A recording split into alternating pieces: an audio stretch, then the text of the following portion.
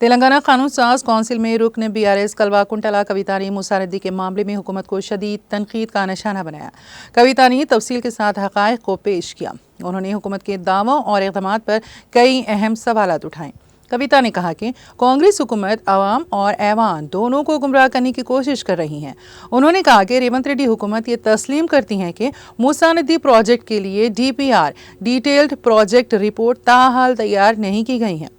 इसके बावजूद हमारे पास मुसद्दक़ा इत्तलात हैं कि हुकूमत ने आलमी बैंक से इस प्रोजेक्ट के लिए 4100 करोड़ रुपए की इमदाद तलब की है। उन्होंने हुकूमत से इस्तिफ़सार किया कि वो बताएं कि आलमी बैंक से किस तारीख को मदद तलब करने के लिए तजावीज़ रवाना की गई। वज़ीर आला रेवंत रेड्डी ने हाल ही में मरकज़ी वज़ीर किशन रेड्डी से मूसा नदी प्रोजेक्ट के लिए माली इमदाद की मंजूरी का मुतालबा किस बुनियाद पर किया। अगर हुकूमत आलमी बैंक और मरकज़ से मदद तलब कर रही है तो फिर ऐवान और अवाम को क्यों गुमराह किया जा रहा है।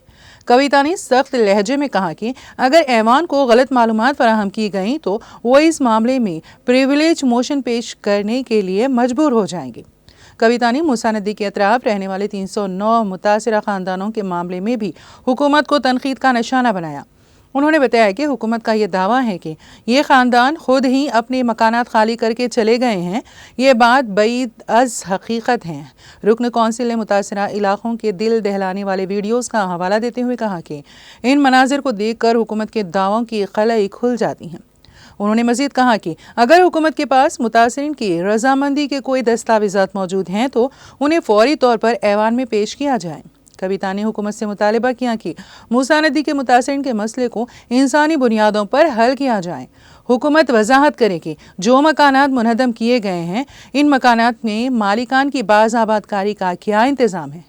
कविता ने पुरजोर अंदाज में कहा कि मुतासरा ख़ानदानों के हुकूक़ के तहफ़्फ़ुज़ और उन्हें इंसाफ की फराहमी के लिए किसी भी हद तक जाने के लिए तैयार हैं। मूसा नदी के मामले में हुकूमत को अपनी पॉलिसियों और इक़दामात पर शफाफियत से काम लेना होगा। बसूरत दीगर बीआरएस खामोश नहीं बैठेगी।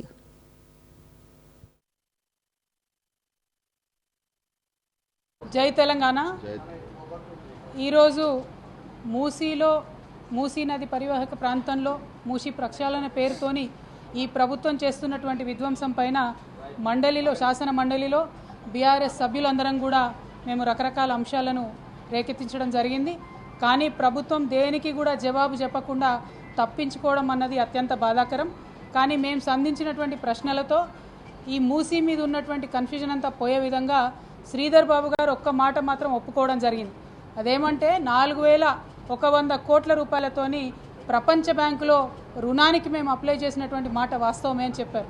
మరి ప్రపంచ బ్యాంకులో రుణానికి పోయినప్పుడు డిపిఆర్ లేకుండా ఎట్లా ఇస్తుంది ప్రపంచ బ్యాంకు అని మేము అడిగిన దానికి మాత్రం ఆయన సమాధానం దాటవేసిండు। ఇవాళ ప్రజలుగా మనందరం ఆలోచించుకోవాలి। ఒక చిన్న బైక్ లోన్కి పోతే కూడా 100 కాయిదాలు అడుగుతారు। 4100 కోట్ల రుణాలు ప్రపంచ బ్యాంకు నుంచి అడిగినప్పుడు మరి డిపిఆర్ లేకుండా ప్రపంచ బ్యాంక్ ఇస్తుందా?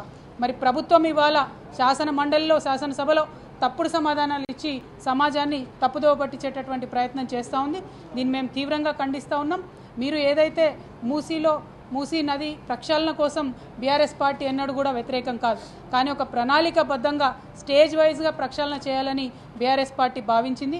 అందుకే మొదటగా ఎస్టీపీలు కట్టి ముందు వాటర్ క్లీన్ చేసి తర్వాత అక్కడ ఉన్నటువంటి ప్రజలు వారి అవసరాలు ఆలోచన చేసుకొని వారిని రీహాబిలిటేషన్ చేసిన తర్వాత ఏమైనా కార్యక్రమాలు చేయాలనుకున్నారు।